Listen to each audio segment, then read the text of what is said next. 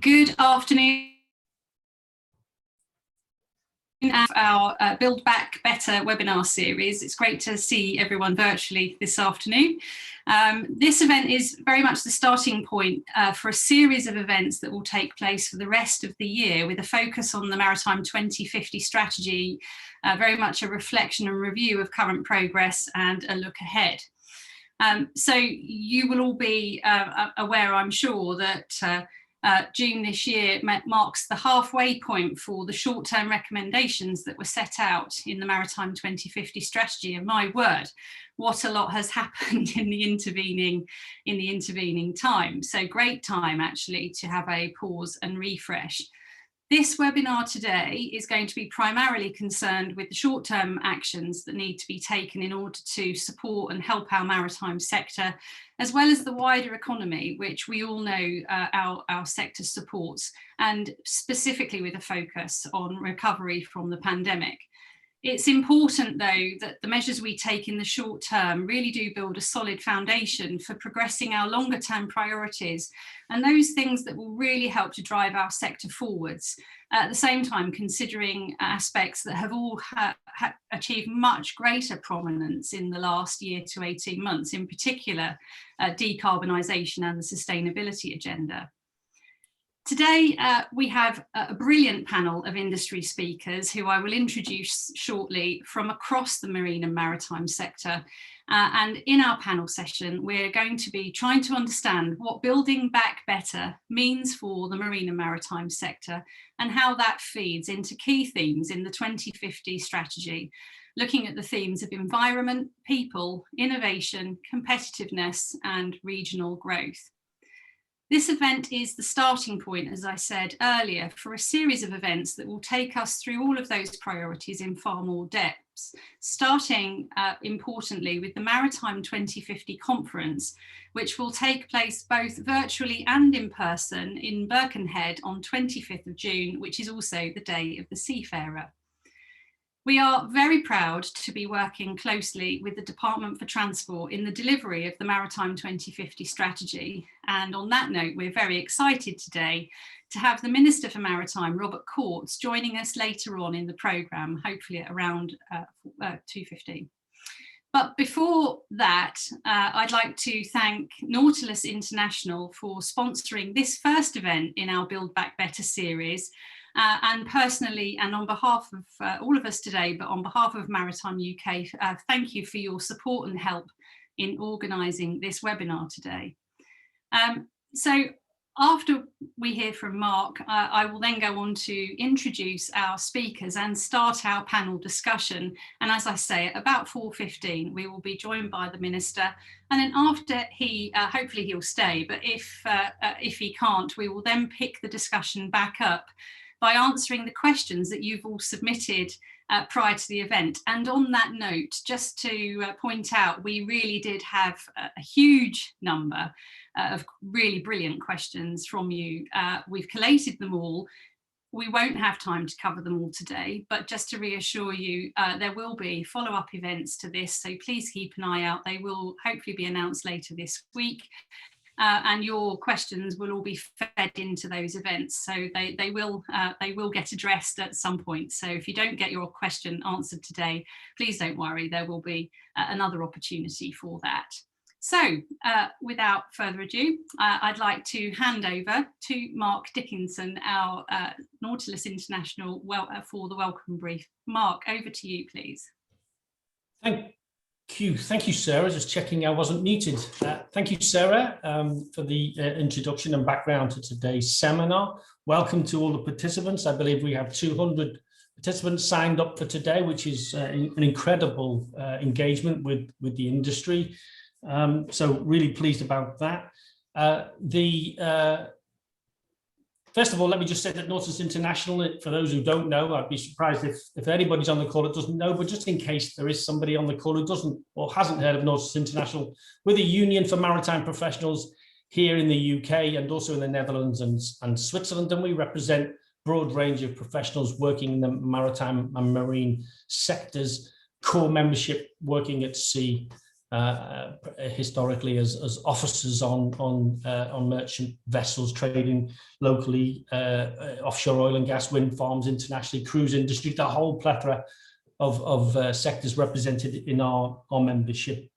So our focus is very much the people who sustain their livelihoods in the maritime and marine industry. So build back better, and what does that mean for maritime, is really important and a very timely subject for us to consider if we think about what we've just experienced these past 14 months with COVID-19, but also let's not forget that other challenge that we face, which also does represent opportunities, and that is Brexit and the consequences of that for the industry.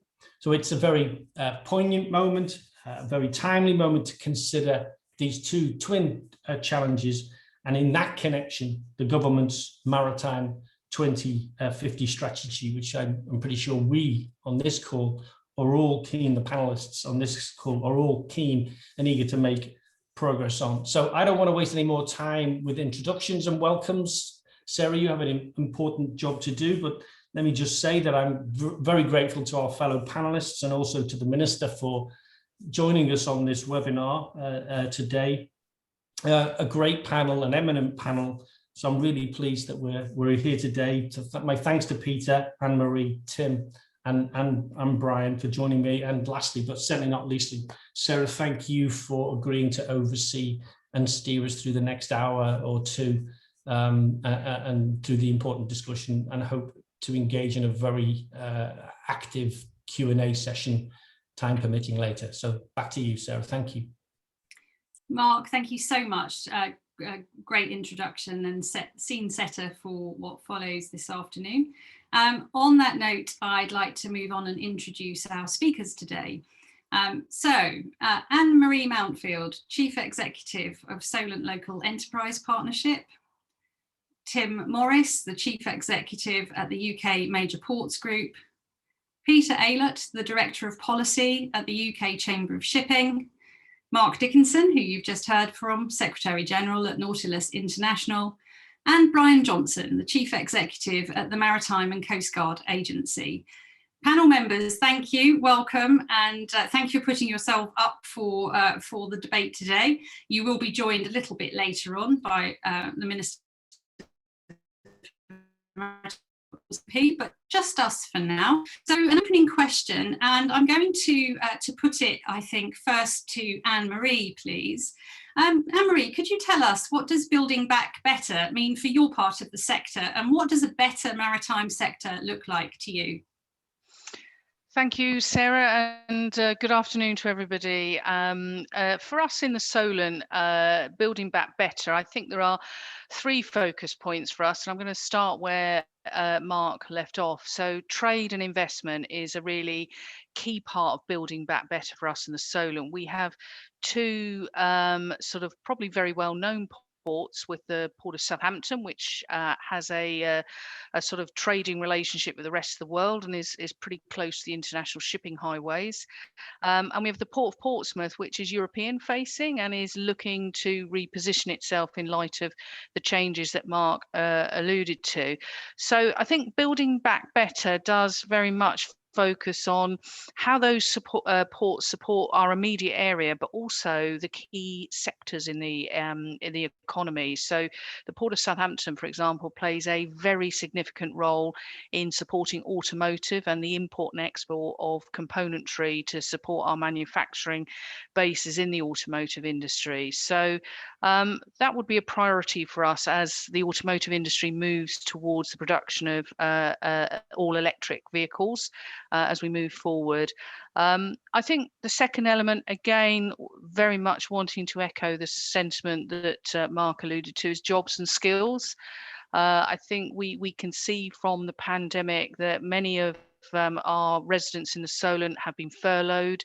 Some have had to contemplate career changes. Some are trying to embrace new disciplines, including the digital platforms that we're all using today. So building back better for us is equipping our residents to take up the opportunities that we do think will come forward in maritime in its broadest sense, whether it's in the ports, the wider cruise industry, or some of our high-end manufacturing bases. And finally, building back better on a sort of note to the future and the growth of the industry, we feel in the Solent that maritime can spearhead the growth through looking at innovation, and we're very keen to develop our hotbeds of innovation expertise, particularly in low carbon, autonomy, and also very much with an eye to looking at smart port development and connecting with our logistic chains and supply chains. So I hope that's just a very short introduction, Sarah, into the sort of key priorities that we're looking at under that theme. Great, thank you, Anne-Marie. Really interested to hear your points about innovation. And on that note, I'm going to come to Brian Johnson, please, to see, Brian, what does Building Back Better mean for you?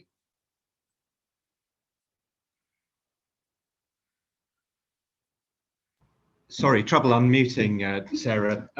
So I'm wearing two hats here today, both as Chief Exec of the MCA, but also just having recently chaired some work in the Maritime Skills Commission, looking at particularly at officer training for the merchant fleet.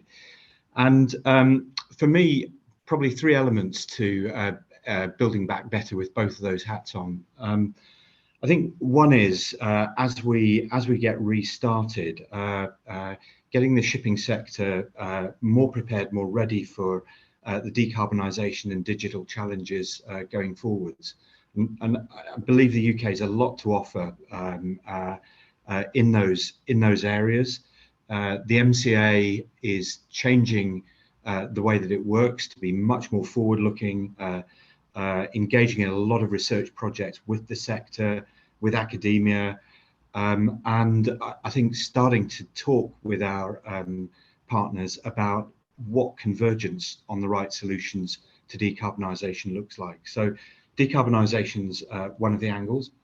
I think with my other hat on around the Skills Commission, making the necessary changes to seafarer training, officer training going forwards, so that the officers we turn out from the UK are differentiated compared with those from many other administrations, and are there and ready to take up the positions that the sector is absolutely going to need very soon, as the sector takes itself through some really fundamental change over the next 10 to 20 years. So there's a big piece here about employment and about getting UK officers again back out there and in demand.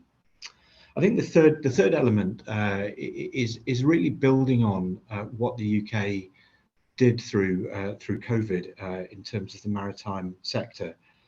I think we really showed great leadership internationally over the COVID period, and you know, I know we, with colleagues at DFT, very heavily involved, as many on the panel were, in some really important initiatives that made a difference to worldwide shipping. And I do think part of our recovery is shouting from the rooftops about that work. It was, you know, we have real substance in the UK. We've got a flag that when our customers need it, has the ability to make a difference.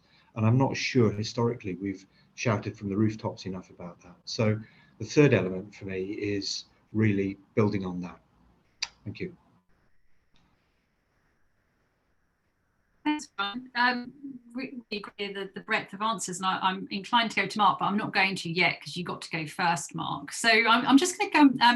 I'm interested in some of the comments consistently, actually, now between Anne-Marie and Brian around decarbonisation. But I'm going to come to Tim. Tim, what does Building Back Better mean for you and the port sector? So thanks, Sarah, and good afternoon, everyone. Actually, we're a very literal sector in ports. So what it actually means is it means building. And it actually means building better as well.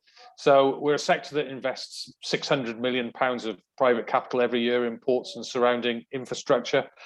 We are more than keen, not just to maintain that, but grow it as well. And very keen to work with government, but other stakeholders such as Anne-Marie's organisation in order to make that happen. And then better. And what do we mean by better? We mean lower emissions, as the other panelists have said. We also mean nature recovery, but we mean better for people as well. So, the talent that we need in order to staff and make successful the ports of tomorrow, but also the technology that's required to do the same things. And by building back better, we aim to fulfill and grow in our three core purposes. Number one is as Britain's primary global gateways. 95% of all the stuff that enters or leaves the UK does so by sea via our ports, including the vast majority of the screens that people are looking at right now, just as one example.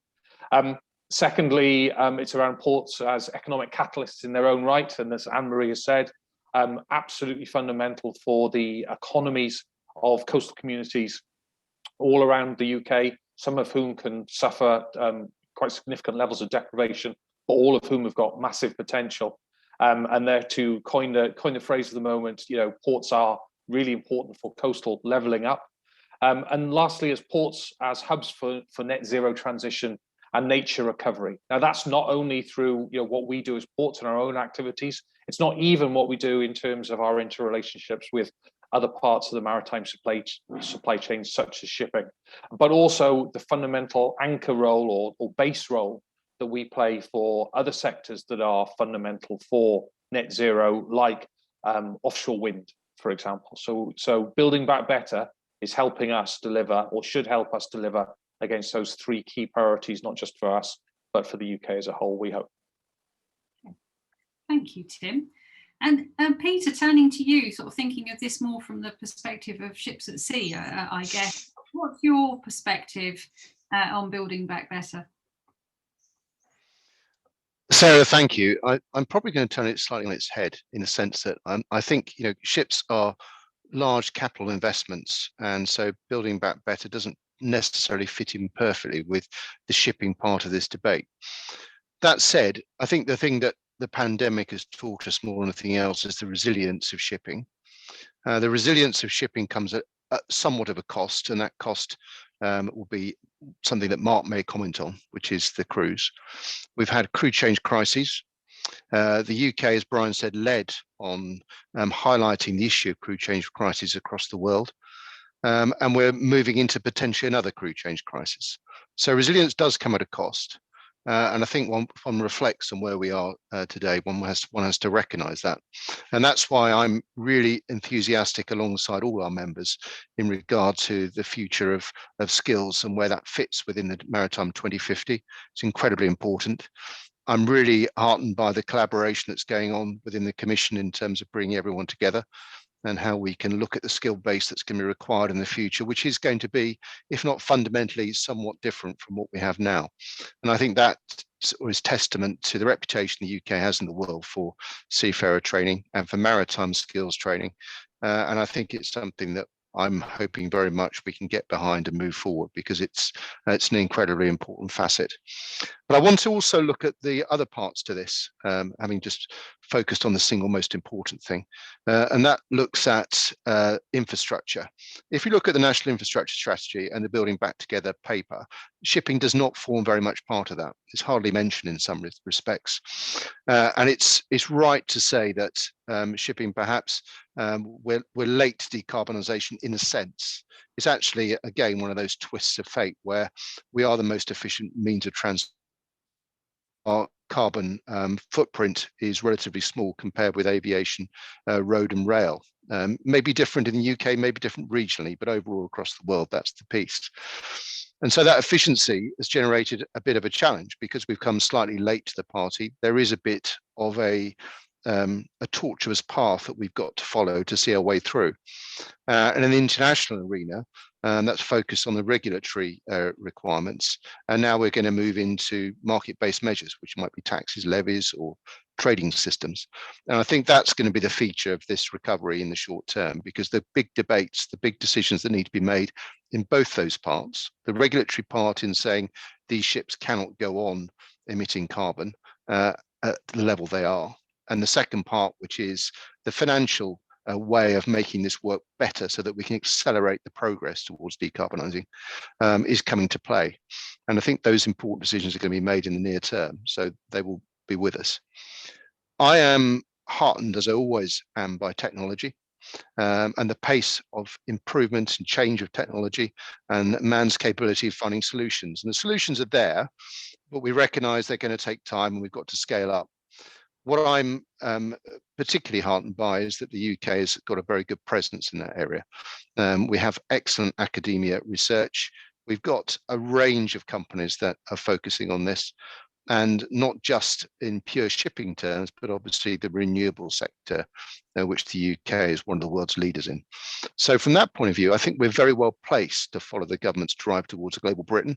And I think coming out of this crisis and moving forward, we need to focus on how we can put ourselves on the stage in a new environment, which is post-Brexit, which looks at new relationships, which champions trade agreements, which looks to see how we can move the United Kingdom forward into the new world. Thank you. Peter, thank you. Really thought-provoking response. It won't surprise you when you know my day job to know that the technical angle is quite interesting to me. So I'm going to shamelessly blend technology and people. And Mark Dickinson, you get to answer the next question from me, which is just thinking of, all of you have mentioned technology and all of you have mentioned people. Brilliant. So that's gives me a license to just reflect on. I was looking at some data a couple of weeks ago that Zoom usage went from 150,000 a day to 1.5 million users a day in the UK in the space of about 3 months last year. So a huge amount has clearly been learnt, she says. So Mark Dickinson, what do you think we can learn about the greater use of technology that we've all had during the pandemic? And how can we use that increase and movement towards digital and digitalisation in our sector and what we've all experienced in the last year to help impact our seafarer or maritime worker sort of employee value proposition, if you like? How can we attract and retain people and train people better in the future by learning about learning the lessons of digitalisation from the last year? Oh, wow. What a question. I didn't see that one coming, Sarah.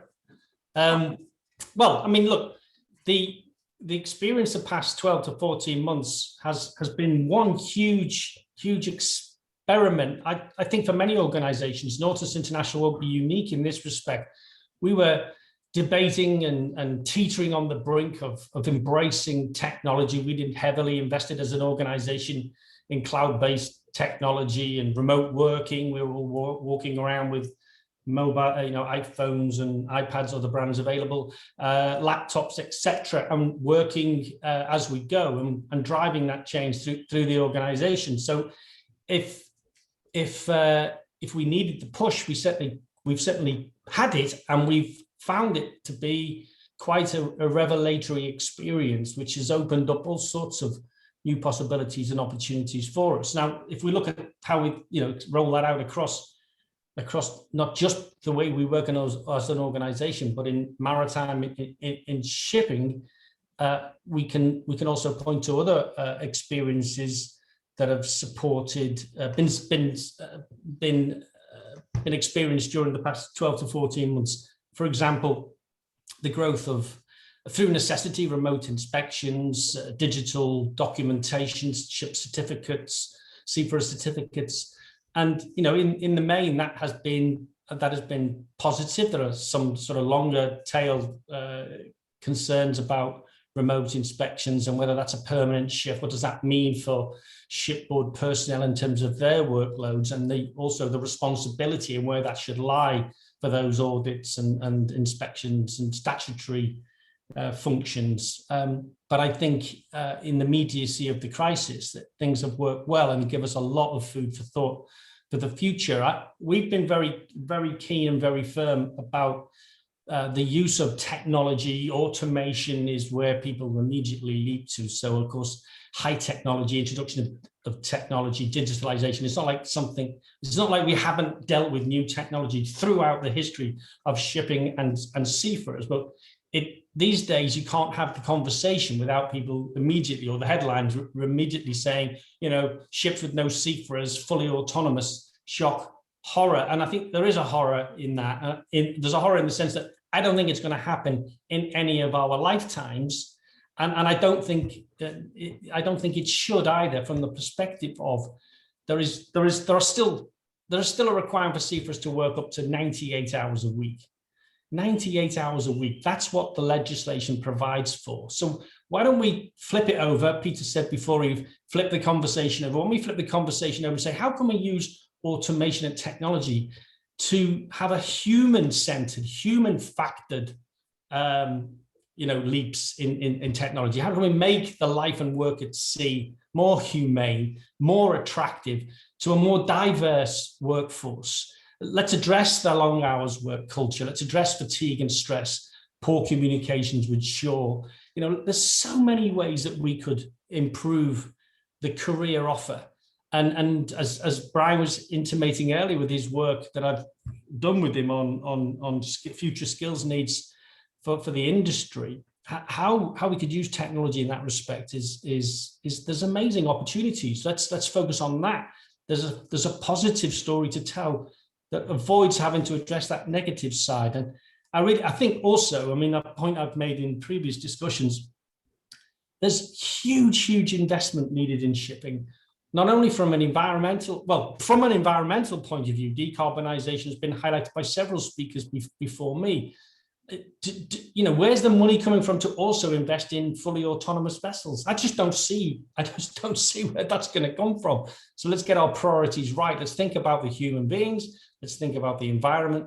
We can all work together on that piece, I think. I think that would be part of our message, which to this webinar today is build back better, yes, but let's build back fairer as well. That's the key message for me, which I hope to get across in this discussion. I've got a lot more to say, but I'll stop there because it's not fair to dominate. Thanks, Mark. That's great. Brian, I'm going to come to you for the same question, if I may, around the role of technology and what we've learned since the pandemic, and how can digitalisation improve our experience and attract people?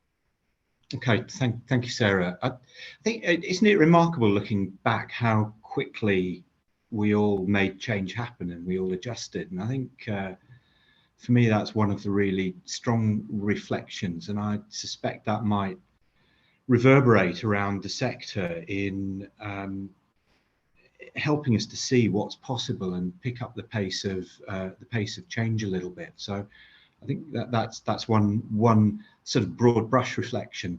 In terms of where can digitization, automation make a difference? Again, if I think about the two hats I've got on, to pick up Mark's point about training and training our seafarers for the future, I think two areas really around automation. One is that automation or technology changes, as Mark said, in the broader sense, on board ships is going to change the shape of many roles at sea, and it will change the shape of what we need to educate our seafarers in. And technological agility is going to become increasingly important. So that digitization, that technology will change what we have to train our seafarers in. It will also change how we train them. And I suppose I've reflected often over the last year coming into the sector cold, how odd it seems that the debates that we have constantly about the use of simulators and simulator technology, and pretty much every other sector got over that decades ago. And I think maybe the last year provides us with a bit of impetus to get that finally resolved and closed out. And how do we use simulated technology to bring trainees on more quickly and more reliably? I think that the second area is within the MCA itself. Those of you who've experienced maybe historically some quite clunky customer interfaces, hopefully those are all well on their way out now with automated customer interfaces. But Mark touched on things like remote survey technology, which we're heavily involved in. So I think in terms of our interface with customers, it's fundamentally changing things. I'm quite sure others on the panel and many in the audience will be finding the same thing. And finally, new technology and electronic technology is going to be a vital part of of decarbonisation. And I would pick up the point of pace here. I do believe that the shipping, the maritime sector is going to see change happening at a pace that it's probably never experienced before, certainly not since the move from sail to steam a couple of centuries ago. And I guess maybe the last year has given us a taste of what that's going to look like. Thanks, Brian.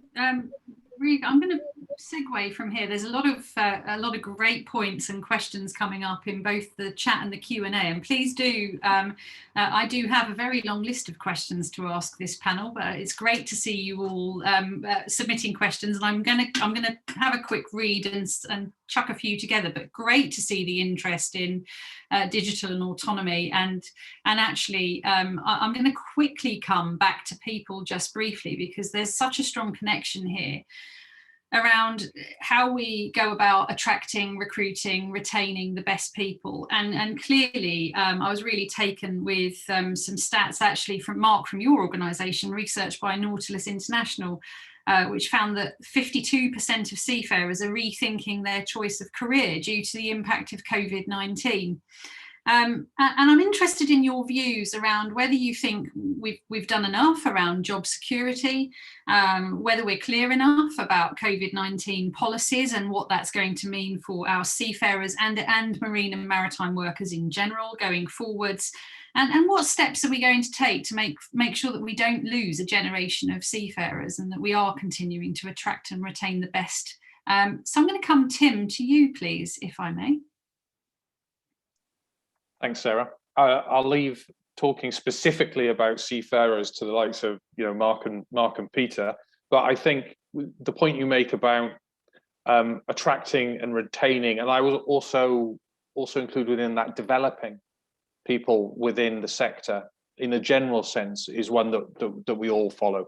Just picking up from the points that were made previously about digitization and automation. Obviously, we are pursuing those in the port sector as well, and the COVID-19 crisis, and indeed Brexit, and indeed the recent situation in Suez has all pointed towards an increased focus on resilience of supply chains. And one of the big levers or vehicles that will now take is around increased supply chain resilience, dynamism, flexibility, etc. And the sort of data and digitization tools that go along with the movement of the physical unit are going to be absolutely key to that. So that's just one example. Mark made some, referenced some examples around operations as well. We see that in ports too.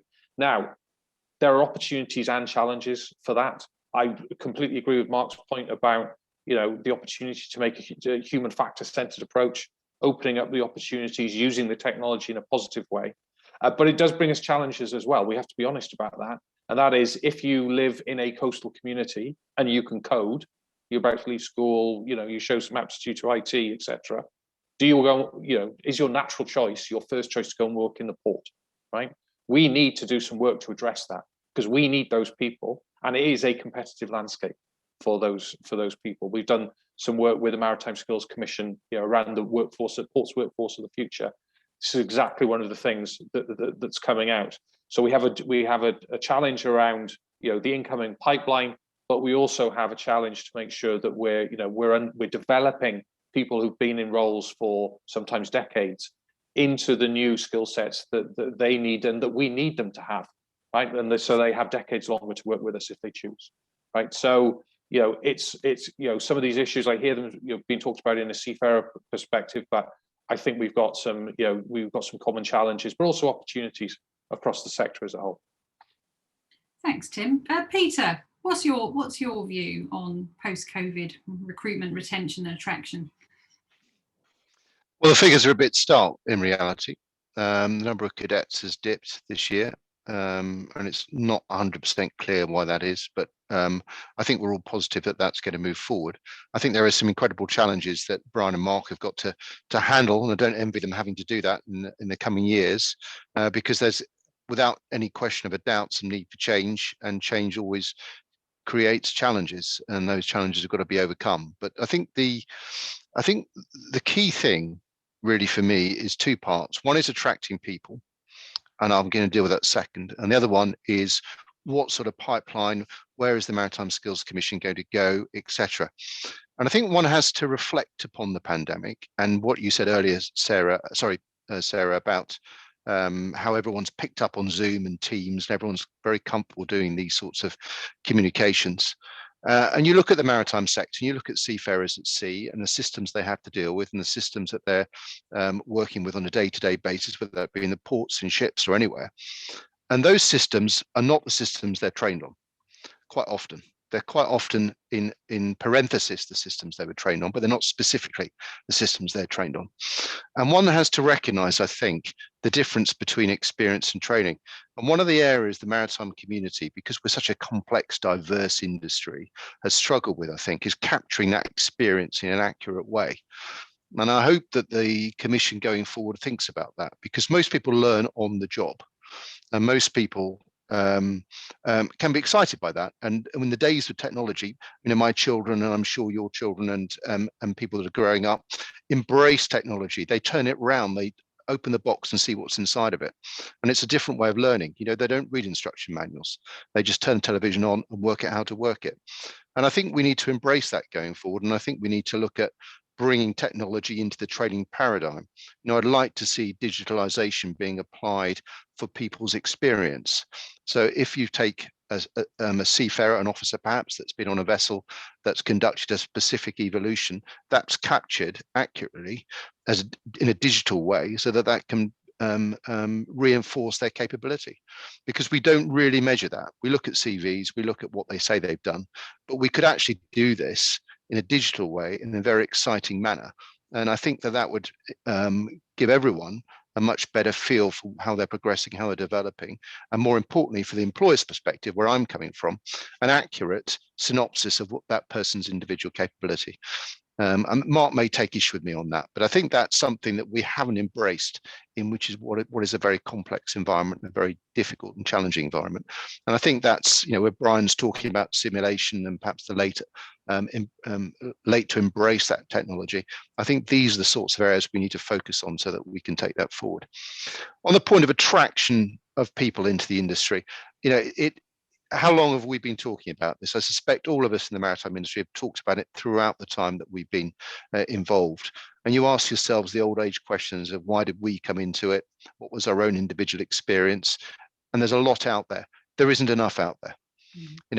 When we look at the national infrastructure strategy, we look at global Britain, all the things that the maritime community can bring forward for the United Kingdom. We don't capture it, we don't champion it. If I go to a shipyard in Singapore or Korea or China, pound to a penny, I'm going to find a British seafarer there, probably managing a project, a British engineer there doing something in engineering. We don't talk about that. Everyone's very aware in Formula One that a lot of the design people have got a British background, a British training background. We don't talk about that. And the corollary of that is we need to embrace this internationalization and accept that people are going to be working together internationally and how we can take that forward. And those are the two tenets really that should be exciting for young people coming into the industry. One is the opportunity and the other one is the internationalization. I'm going to finish on, if I may, Sarah, on just one more point, diversity. Yeah, I know I've been going on. If you're going to talk diversity, go for it. Yeah, I thought I might get away with that one being the last one. We've got a long way to go. We're going in the right direction. We've got a long way to go. But this technology is the big enabler here, because that gives more information. It makes it more exciting, and it gives a whole range of people the recognition that this is an industry that welcomes them joining it. And that's the key message we've got to keep putting out there every day. Thank you. Peter, thank you. Couldn't agree more. And what a wonderful segue, actually. The Minister, Robert Courts, has joined us early, I have to say. So I'm hoping, Minister, that you're here and able to come off mute Here we are. Welcome. Thank you so much for joining us today. You have missed a phenomenally good discussion so far. We have so many questions coming through on the chat. And thank you so much for offering to deliver a keynote in amongst our panel session today. You are very welcome to stay until we close at 5 o'clock today. But I gather you do need to leave at 4:45. So thank you so much for joining us early. I'm absolutely sure that the audience are waiting to hear what you have to say. So thanks in advance, and over to you if you're happy to start. Absolutely, Sarah. Thank you, and glad to be here. I was glad to hear some of those the comments and the conversations just as I was waiting to come on. So, but very, very good to see you all, and of course the audience as well. And thank you very much indeed for having me. It's a real pleasure to come and see you today and to address you. And obviously, this is a webinar where we're going to start focusing on building back better, which is the critical mission, of course, as the government now. And none of you need me to tell you what it's been like over the course of the last 18 months, you know, what they've been like, because you've lived through it, you've worked through it, and you've adapted to it, and absolutely phenomenally too. But as we now enter May, we are starting to take the first steps back to normality. We've seen the reopening of bars, of restaurants, shopping outlets, and we're on track to relax those restrictions further, of course, as we've set out in the roadmaps that are providing the path to our nation's future. So we are looking forward with a renewed sense of optimism after a really prolonged period of uncertainty and truly extraordinary challenge.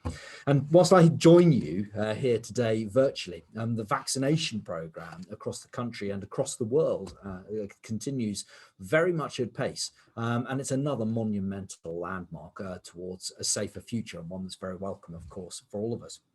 Now, I've said over the course of last year many times, and in fact, it cannot be said often enough, that the last year has demonstrated the critical importance of the maritime sector to the country, to our very well-being, our health, and all areas of our lives. And recent incidents like the Ever Given, the grounding, of course, in the Suez Canal, brings home that maritime's a global sector that the whole world relies upon, not just our country. And our Maritime 2050 policy provides that blueprint for the future. It's a strong, robust foundation and one on which we can build our recovery from the pandemic and the other challenges, of course, that we face. And by building back better, we are going to be more resilient, more prepared, stronger to deal with any of the challenges that we may have in the future. Now, when the Prime Minister announced our 10-point plan for a green industrial revolution, he signalled again our ambitious and world-leading plans to change the way that we power our nation. And number one in his plan was the further development of our offshore wind ambitions with the further construction of offshore wind farms. Now, realising this ambition is going to open up wide-ranging opportunities in technological development, in manufacture, in construction, and on the workboats and the offshore vessels that are crucial to delivery. And we're creating opportunities for all parts of the maritime supply chain countrywide. We're committed to creating new jobs and building for the future in our coastal communities and other areas of deprivation. And alongside offshore wind, we're also seeing the construction of a new hydrogen hub in Teesside, creating more alternative fuel sources as we move away from the dependence upon fossil fuel sources, which are, of course, so carbon heavy. Now, our future development and investment in offshore wind is a really good example of how the challenges of reaching our decarbonisation targets for our sector and across the economy as a whole also create new opportunities to invest and to build back better. Despite the incredible challenges of the pandemic and the fiscal climate, by taking action now, we are ensuring that we are creating jobs and improving our infrastructure for the long term. We're creating a stronger domestic economy, and we're identifying export potential. And as an island nation with a strong maritime heritage, freight is at the heart of what we do. Indeed, as you all know, 95% of UK trade is facilitated through UK ports, and 90% of medicines, 45% of food, 22% of fuel are imported by that freight sector. And to benefit from our new trading status, a well-functioning freight system will ensure that the UK exports from our comprehensive, diverse manufacturing and production bases and make it to global markets. Every person, Every business in the UK relies on the freight network working efficiently. And that fully functioning, well-functioning, resilient freight system has the potential to accelerate the UK's economic recovery, meet the needs of our decarbonisation goals, and level up coastal communities across the UK. Indeed, our free ports policy is surging ahead to ensure that ports become even more attractive for innovation and for job creation. And our ambition for free ports is to create exciting new trade hubs, make the United Kingdom an even more attractive place to trade, and to grow our economy across the country. But critical though this is, it's not just about our new free port ambitions, but all parts of our port infrastructure. Our maritime sector is the lifeblood of our economy. By working together through the pandemic, as we've seen, we have protected vital jobs and businesses during this period of unprecedented upheaval. As restrictions ease, we must of course remain vigilant of the challenges lying ahead, and we've taken the necessary steps to account for this as well. However, with this period of economic recovery brings great opportunities, and investment is of course at the heart of that. And that's why we've made attracting both foreign and domestic capital to our nation such a priority. We recognise that without financing, our maritime sector can't grow and it can't prosper. Capital is needed to help us innovate, help us decarbonise, and help us maintain and expand that global position as the leading maritime nation. Now, to this end, the Chancellor has announced both the Levelling Up Fund and the UK Infrastructure Bank to help achieve those goals. So as we emerge from this crisis, we must build back better, ensure the UK's infrastructure at national and local level are resilient and ready to adapt. Government, therefore, of course, will work with the private sector and local government to lead that shared mission to accelerate and support investment in the critical services and networks that we all rely on. There is ample opportunity for ports and for all parts of the sector to play a role in this, and they're all going to need to if we are to remain one of the most vibrant and competitive maritime economies in the world. And our ports have also been investing in their growth with the new terminal at Tilbury, new facilities at Immingham, and the new cruise terminal at Southampton, just to name a few. Our world-leading maritime companies continually show that unwavering commitment to invest in the future. Indeed, I know that often our industry partners are not looking to government for financial support, but providing the right policy and the regulatory drivers to support your infrastructure ambitions is absolutely government's role and is key to what we do here. Now, I want to say a word or two about people. Now, the government maintains committed, of course, to taking concrete action to help the maritime sector to recover from the impact of the COVID-19 pandemic, and at the same time to support the delivery of the shared vision that we have for Maritime 2050.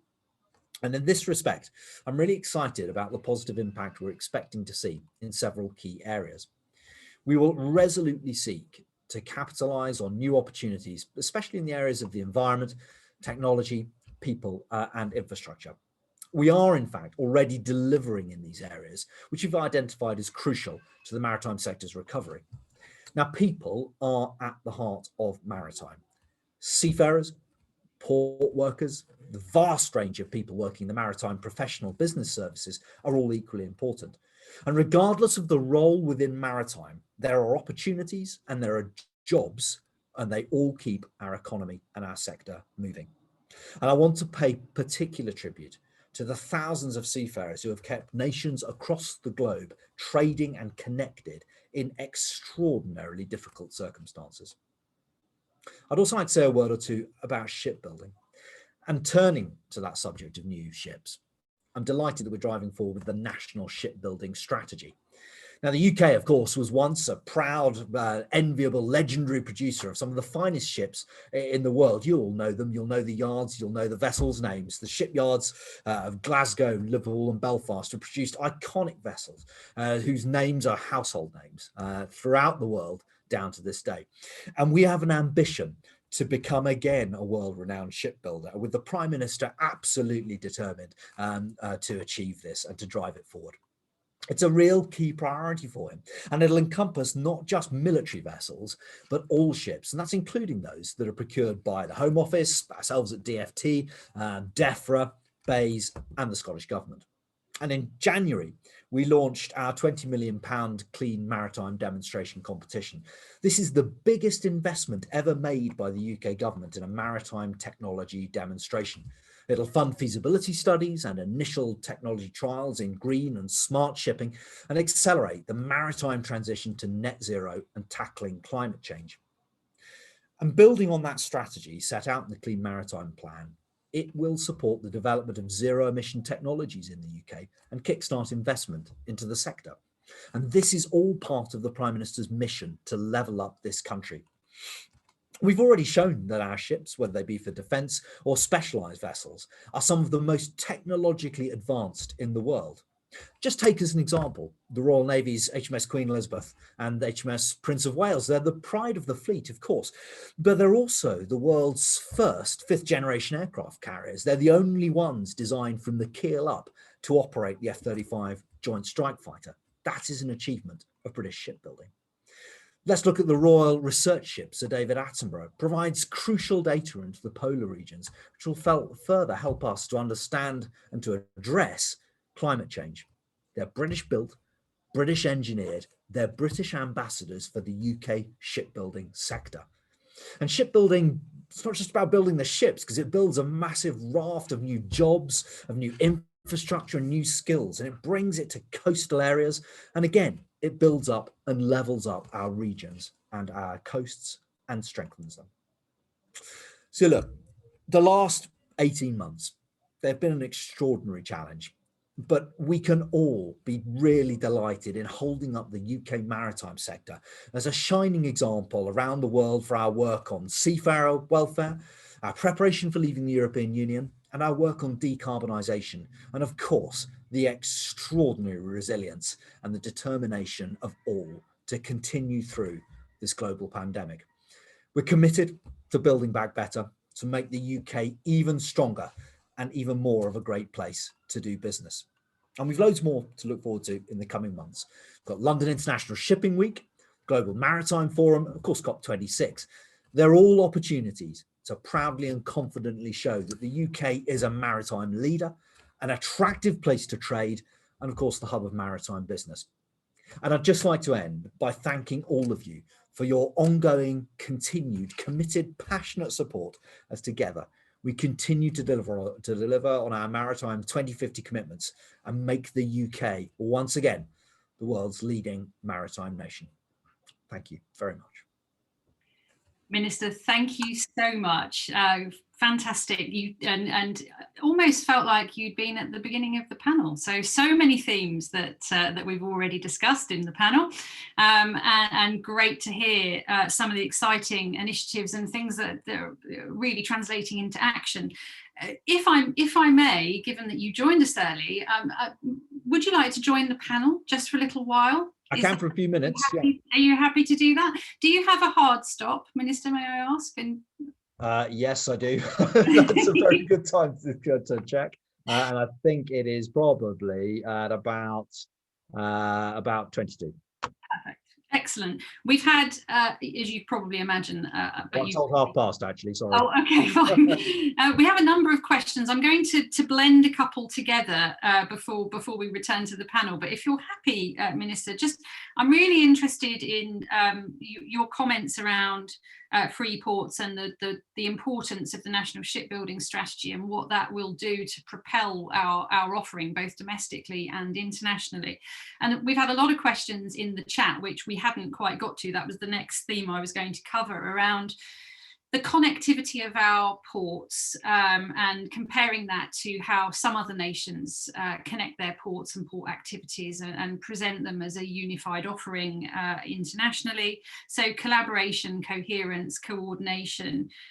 You mentioned specifically the Free Ports initiative. You mentioned levelling up and the role and importance of the regions, particularly in a post-COVID world, and the soon-to-be refreshed national shipbuilding strategy.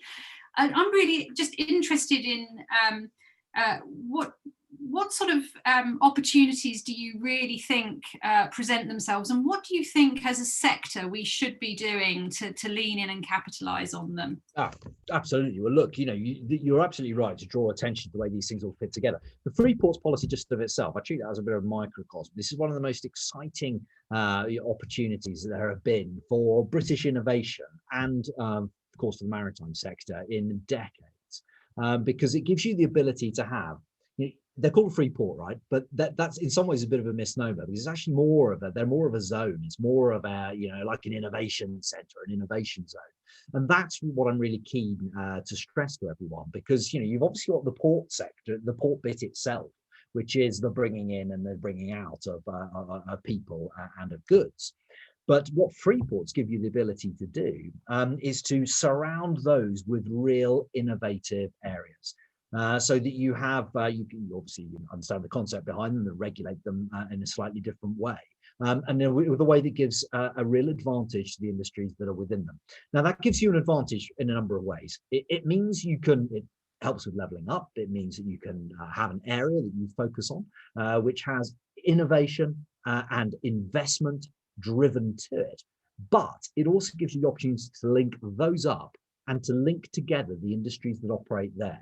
So from a maritime perspective, this is absolutely incredible. So let's just think about this from the point of view of offshore wind, for example. You've obviously got to have the offshore wind infrastructure, but you've also got to have it serviced.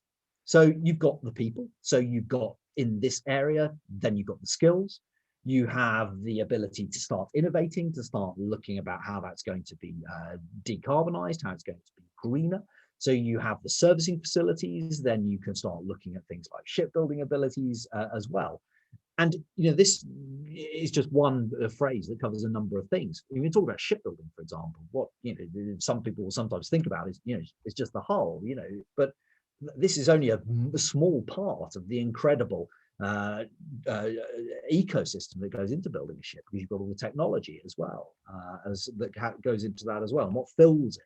So you have the opportunity to have real maritime innovation hubs in these areas that bring together all of these things, bring together the innovation around the shipbuilding themselves and what goes into them, the maintenance, the industries that shipbuilding supports, and then crucially the people, the training, the jobs that support all of them. Minister, thank you. There's an awful lot in the chat around COVID and COVID rules. I'm just interested in a view, given that you've only got a couple of minutes left, around the view of, as employers, as marine and maritime employers, the whole point around protecting seafarers or offering the choice around vaccines. What's your view on the role of vaccines for seafarers? Well, look, we're lucky to have in the UK one of the most successful vaccine rollout schemes in the world. That is something that obviously is a source of great pride, and we are continuing that at pace. And we've taken the view in the UK, as you all know, to vaccinate those who are the most vulnerable to start off with, to ensure that you reduce hospitalisation, you reduce death, you reduce a serious injury and serious illness. And of course, that will, in the fullness of time, cover everybody. And we're in the very fortunate position here that we can continue to not only vaccinate our own population, but through things like COVAX, ensure that we also start investing in vaccinating others as well, because ultimately it's a global solution that is needed to this global problem. Obviously, we'll continue to look at all of the pros and cons of different ways of operating. And of course, you can expect us at DFT and me as the Maritime Minister always to make the case for maritime and its people. Minister, thank you. I think we can get you away. It's just I fear I'm out of time, everyone. This is 29 minutes past, according to to the moderator's clock. So I just want to take an opportunity on behalf of myself, MUK, and our panel members and everyone who's attending today to thank you so much for making the time to come and speak to us. It's been great to hear the progress that's being made and everything that we're doing together collaboratively to build back better and refresh and build from Maritime 2050. So thank you so much for coming along today and sharing your views with us. Really appreciate your time. Thank you. You're very welcome. It's always a pleasure. Very good to see you all. Take care. I'll see you all soon. Thanks. Bye. Yeah, bye. Excellent. I think we're all back in the room. Fantastic. What a great presentation by the Minister. It sparked quite a bit on the chat. In actual fact, a lot of it has been around free ports. So I'm going to come back to this whole regional growth, free ports, coherence, collaboration story, and also because a number of points on the chat have come out about the economic benefit and viability of it. So two of our panelists I'm going to pick on. The first, I'm afraid, Anne-Marie, is you. I'm after a perspective, please, on free ports and regional growth and what you think the benefits will be. Yeah, thank you, Sarah. And I ought to declare an interest. I'm on the board of Solent Freeport Consortium Limited. Just to be very open about that, as an executive director, it's really interesting to hear the minister's thoughts. And obviously, I've seen a few of the comments in the chat about just how good is this policy. I think as a starting point, from our experience in the Solent, it is obviously early days as a policy. I think our reflections sit in two arenas. One is, how does it benefit the Solent as a region? And I can absolutely say that it has been a catalyst for bringing collaborations together, which I think are going to generate a sort of a very interesting and highly exciting approach to innovation. So in the Solent, bringing together the ports, and we have the airport at Southampton, the port of Southampton, we have another port, Marchwood Port, Portsmouth International Port, together with the universities and the Environment Agency. And our partners, we are developing a Solent Green Growth Institute that is going to be a test bed for not just new collaboration, but testing new technologies with a focus on SMEs. It'll also provide green leadership training, a lot of the low hanging fruit in terms of securing sort of carbon reduction. With things like solar panels, etc., has already been secured for a number of businesses. We're now into the very challenging arena of greening up your businesses in maritime, and we believe that there is room for a leadership institute to support our leaders in maritime of the future and to ensure they embrace some of the ambitions in the clean maritime strategy. And it's also going to provide an innovation hub to bring collaborations together. And one of the first collaborations will be to bring the space sector and the maritime sector and the oceanography sector together. And you will shortly see the announcement of a new accountancy framework for blue carbon credits, bringing together our satellite technology with our maritime leaders in shipping and our sort of natural capital managers looking at coastal maintenance. I think that would never have happened without a free port framework. So certainly the minister's reflections on them being hubs for innovation, the early signs are that that would accord with our experience in the Solent. I think the other side is the trade and investment piece. I think there is a sense that they do want to bring free ports across the country together. So we've been working very closely with our other 7 counterparts in England, and the intention, I think, is to put together a sort of UK showcase once the additional free ports are announced in the devolved regions, so that they can sort of showcase maritime, as the minister described, in global markets. And some of the things they'll be showcasing, I think, will be investment opportunities in new sites that are adjacent to ports that will bring with them investment incentives and benefits to bring in that foreign investment that the minister talked about. And some of it will also be about looking at the skills agenda, and we're certainly looking at the moment in the Solent. We're delighted that under the Institute of Technology programme that the Department for Education are running, that the Solent has been shortlisted to have an Institute of Technology in maritime and technology. And part of that will be looking at augmented reality and virtual reality. We think that is very much a platform for the future, and we're already seeing strong engagement from the schools who are trying to describe the seafarer of the future. And there's some really interesting perspectives from young people, as well as describing the oceans of the future. And we think that's a gateway to engaging young people into the sector itself. So early days, extremely positive, and we have also seen an increase in inward investment inquiries. So I think it's a good start. lot of work now going to go on building the business case. And, you know, I think the reflections at this point is we've got an ambitious agenda to get our Freeport operational by the autumn.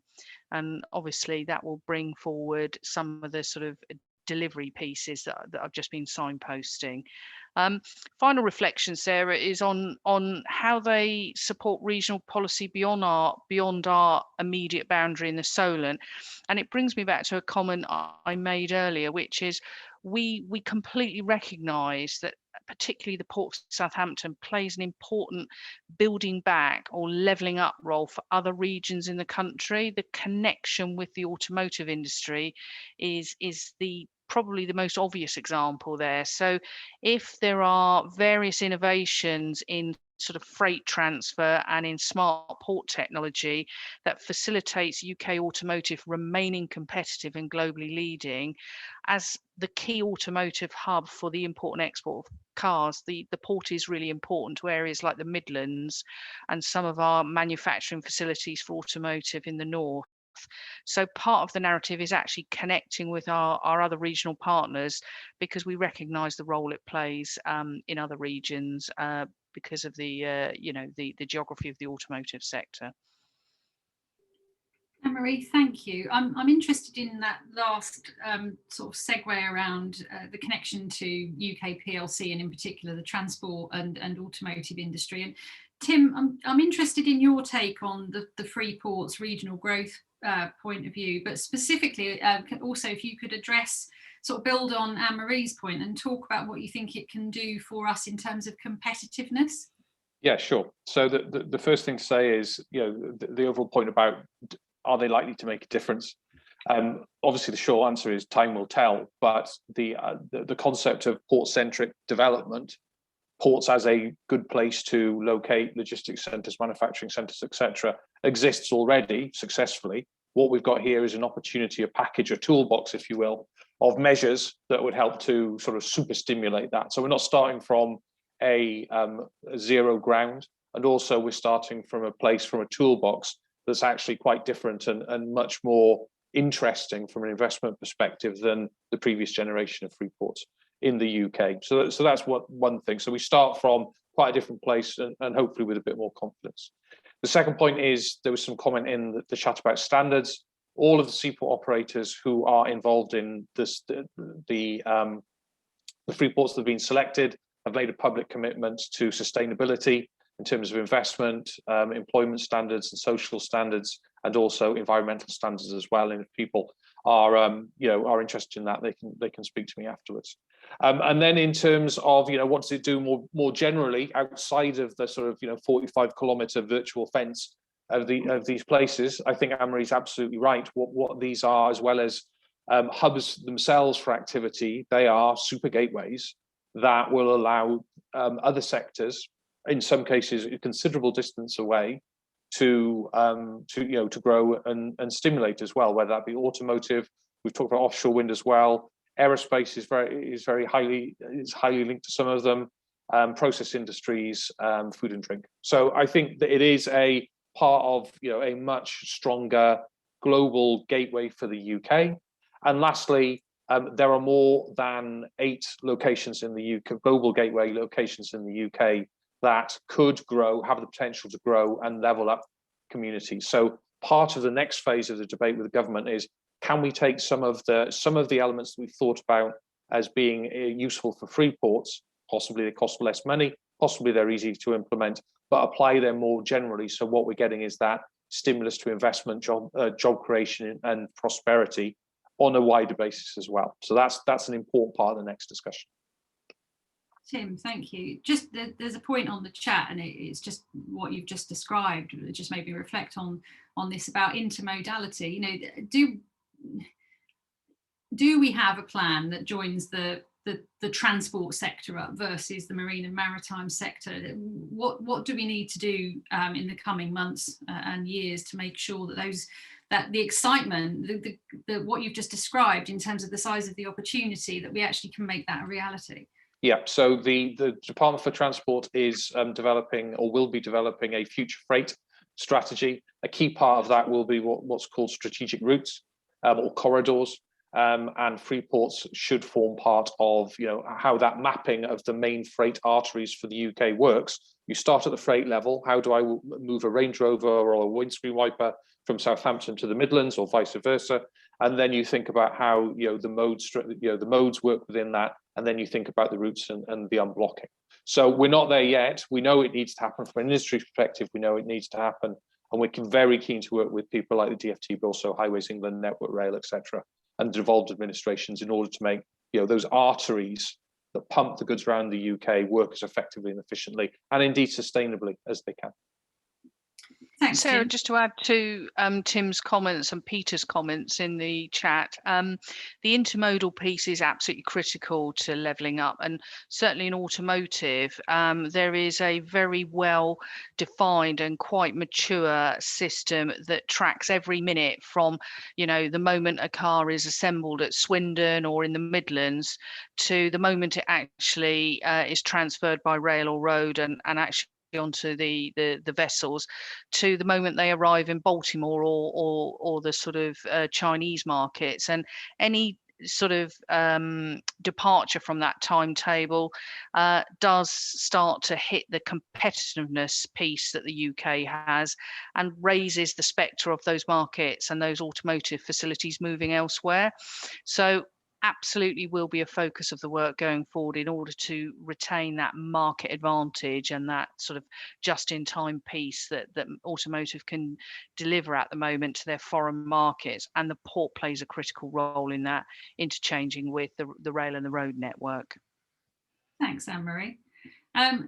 Great segue. I think Tim mentioned towards the end, and you've just highlighted it, the importance of sustainability in the sector, and also building resilience, which of course by and large on the resilience side of it, as we started out the discussion this afternoon, is so much to do with people. And I'm very taken with the sort of this sort of attractiveness of the sector. How do we attract the most diverse and talented group of people that we can into this sector, because surely that's the best route to sustainability.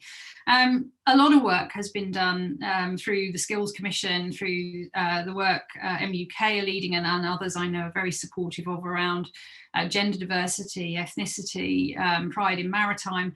So Mark, I'm going to come to you. Your perspective, please, on skills and people and attractiveness and resilience of the sector, and are we doing enough on making our sector the most inclusive place to come and work?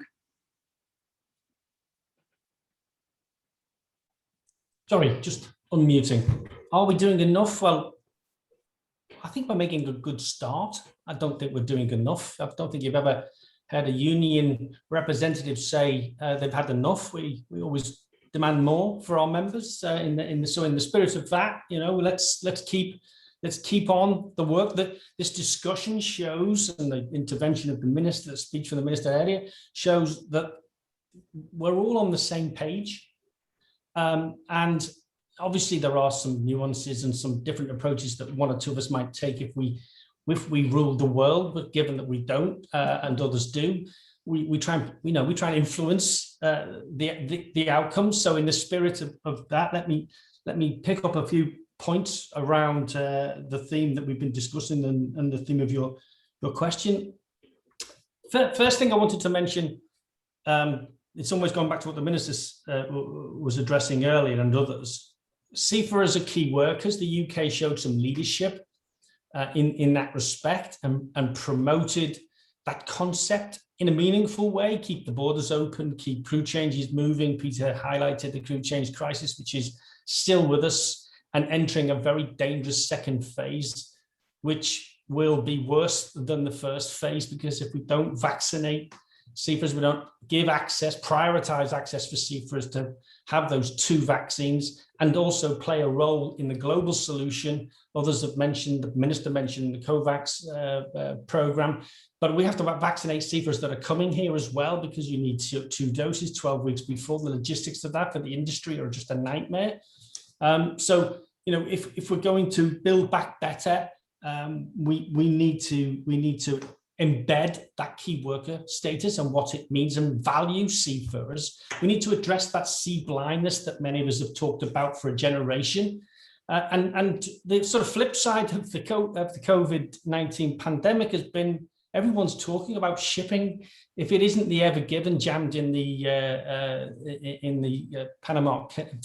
Suez Canal, get the canals wrong, in the Suez Canal, it is very, very obvious now how essential they are, or I think it's more obvious than it ever was. So let's not lose that momentum. You know, this might be a bit esoteric, but you know, the Neptune Declaration, 700 major global players, companies, commercial organizations signing up and committing to address their due diligence within their supply chains and address the crew change crisis. What a fantastic opportunity to address sea blindness and build on that for the future, so that we never forget the role of shipping and seafarers in global supply chains and supplying, to this country at least, 95% of everything. We do though, and this might be controversial, we do need to look at the accountability and transparency in the industry that's driven that sea blindness. That's a global issue, but it's also here in the UK as a maritime leader. I think we can still claim to be the #1 maritime nation in the world. So let's show that leadership. Let's use that leadership and have a conversation about how the industry is governed. Perhaps the detail around that is for another day, because if I mention flags of convenience, I'll probably send the panel half to sleep. You know, so but it is an issue.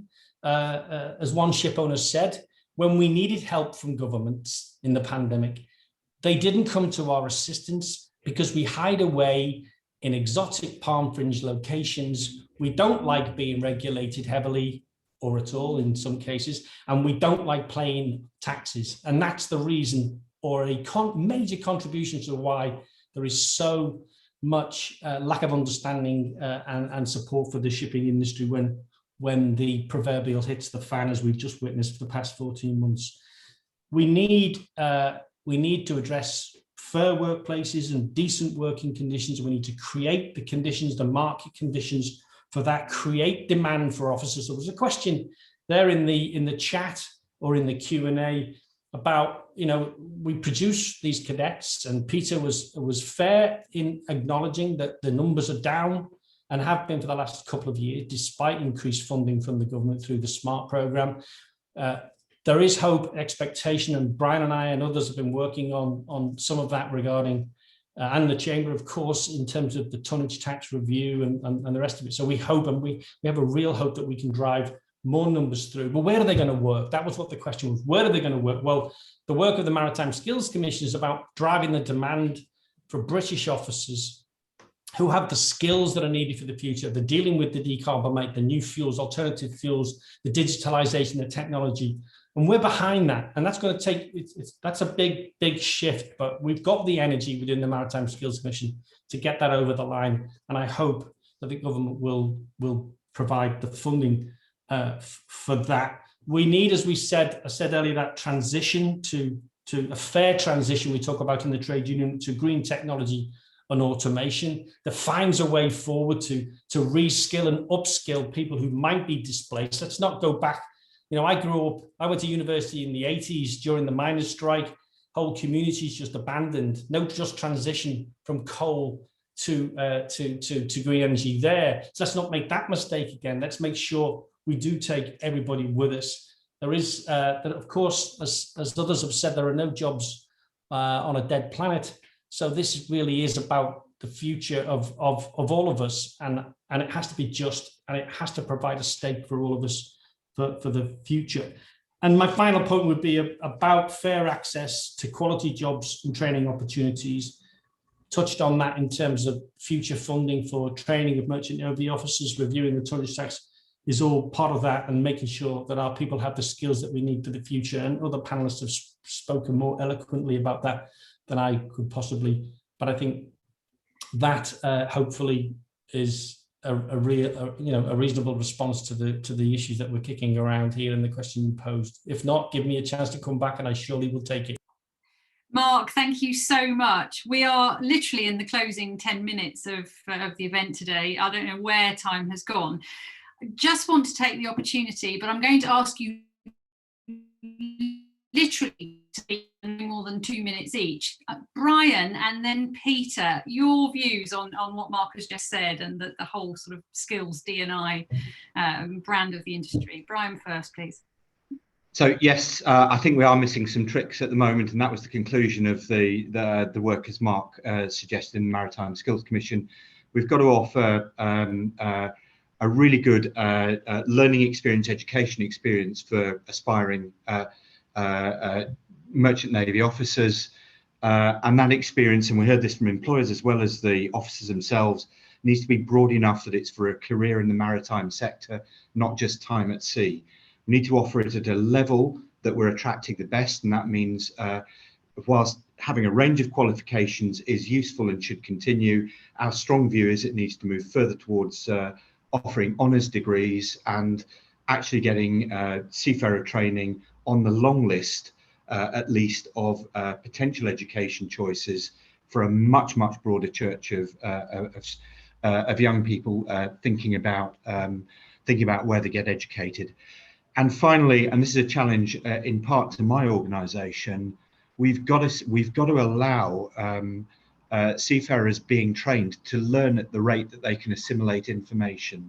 And this obsession with using the amount of time spent being trained as some sort of objective measure of success is ludicrous. We've got to get away from it and start to create, I think as Peter highlighted, there's digitization systems that can help us with this, but start to measure the quality of that training and how well it's been assimilated by objective techniques. And that means creating courses that will allow students to move faster according to their abilities. And we might even get some really strong fast track graduate intake programs as well alongside it, if we can get over that barrier. Brian, thank you so much. Peter. Thank you. I'm broadly in agreement with what everything's been said, really. I think the only counter I would put in is that simplicity is quite important. I do think that sometimes people look at what the training regime is required of a seafarer and they think that's long and complex. We've always had this aspiration that we might find a way of generating a ladder where you can get on at any stage and come off at any stage according to your training pipeline. And I think the RWA qualifications, the limited tonnage qualifications, the unlimited certificates, it is quite complex until you're in the industry to understand how it all comes together. And if I were to finish on anything, I would say keeping it simple would assist on that. Although I appreciate it's a complex endpoint, it could start more simply, and so that people understand how they come into the industry and don't see it as 2 years of a very long time. They see it as something that they can come in and enjoy and aspire to what is a fabulous career. Thank you. Peter, thank you so much. If you happen to be looking at the chat, you'll realise you're getting a virtual cheer. Outcomes-based learning, music to my ears. and I have to say, I personally couldn't agree more. Great. I mean, ladies and gentlemen on the call today, it's now 4:54 according to the timekeeper's clock. What an incredible beginning to the Build Back Better webinars. I don't think I could have asked for more. We've covered people, we've covered innovation, we've covered competitiveness, we've covered the environment, we've covered the role of regional growth, we've covered the interconnectivity and intermodality in the sector, we've covered COVID and post-COVID responses and what we've learned in the post-COVID era and what we need to apply from that going forwards. It's been a really great discussion, and I cannot thank enough our speakers for today, including, although he's no longer here, the Minister for Maritime, Robert Courts MP, Mark Dickinson, thank you so much, Peter Aylett, Tim Morris, Anne-Marie Mountfield and Brian Johnson. Thank you so much, everyone, for your brilliant contributions today. I know I've put a few of you on the spot, and I probably owe a few of you a pint for that, so please do feel free to cash that in once social distancing rules allow. That's perfectly fine. I'd like to take this opportunity also to thank everyone who's attended and participated today, and particularly those of you who've submitted questions in the chat. And just to remind you that if you had submitted a question that hasn't been addressed today, further of these events will be announced in the coming days. So please do log back in, and we will do our absolute best to make sure that we do cover questions. There's been some amendments in the chat, so we can't cover them all, but we will do our best in future events. And I'd like to thank again Nautilus International for your sponsorship of today. Thank you so much. The support is greatly appreciated. And last but not least, the amazing team at Maritime UK who've pulled together to make today a success. A huge amount goes into running these events, so thank you so much to all of the team. Ladies and gents, that concludes today's event. Turn up to another one coming soon at a Zoom webinar near you. And I hope that you all stay safe and stay well and enjoy what's left of your afternoon, evening, whatever it is. Have fun, stay well, everybody, and see you again in another webinar event. Thanks, everybody. Take care.